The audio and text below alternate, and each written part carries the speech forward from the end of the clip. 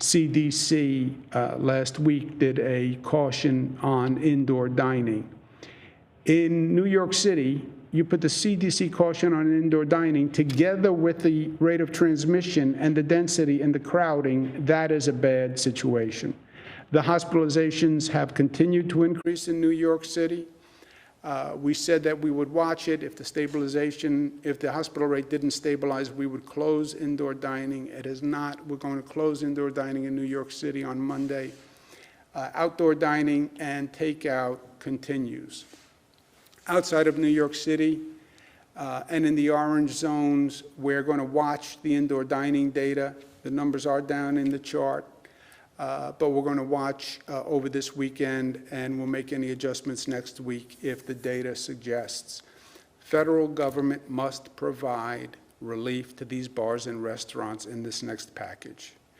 I understand battling COVID. I also understand you're wiping out businesses.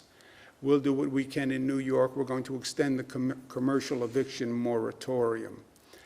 So if a business can't pay the rent because of this situation, they won't be evicted. In gyms and salons, as you also see, they are not the problem that they were. We have restrictions. The restrictions made a difference. We're going to allow them to operate in orange zones with reduced capacity and additional testing. They're at 33% now. Capacity will go to 25%. They do biweekly testing. It would be weekly testing, but they can operate in an orange zone. The winter plan, I went through with Dr. Fauci.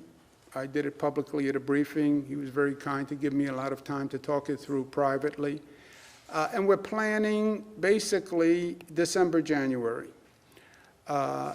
Everyone is expecting, Dr. Fauci expects, Dr. Redfield expects, the CDC director, that you're going to see a bad December, a bad January. We understand that. How bad is the question? We hope that you'll see a stabilization mid to late January. Why? Because Thanksgiving started.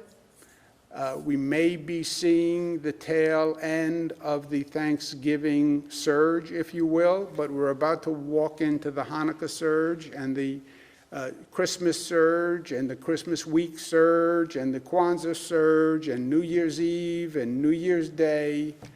And by the time that tails off, you're talking mid to late January.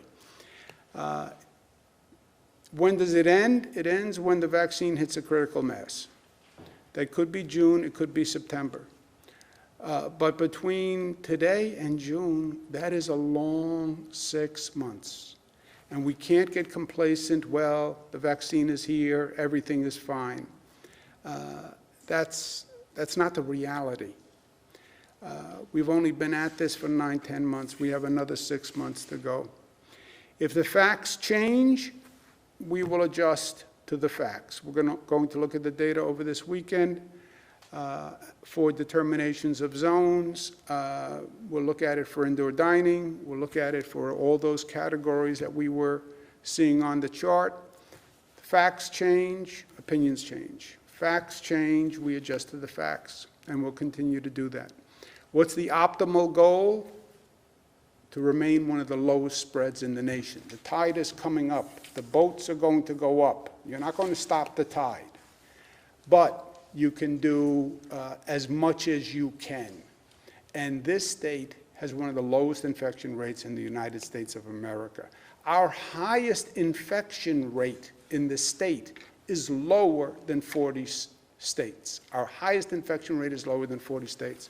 So God bless the people of New York, because this state, with its density, with its diversity, is really doing an extraordinary job. And we have to continue to do it because we determine our future, right?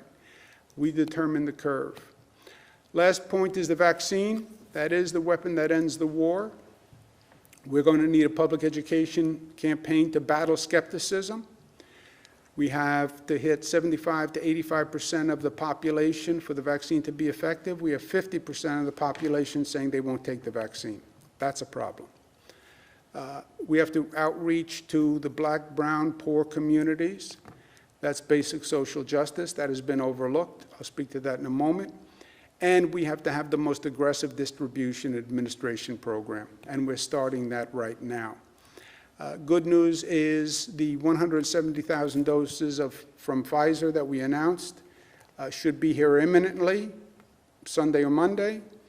We also will get 346,000 doses of Moderna on top of the 170,000, and they'll be here the week of December 21. So the vaccine is coming, and we're ready to administer it.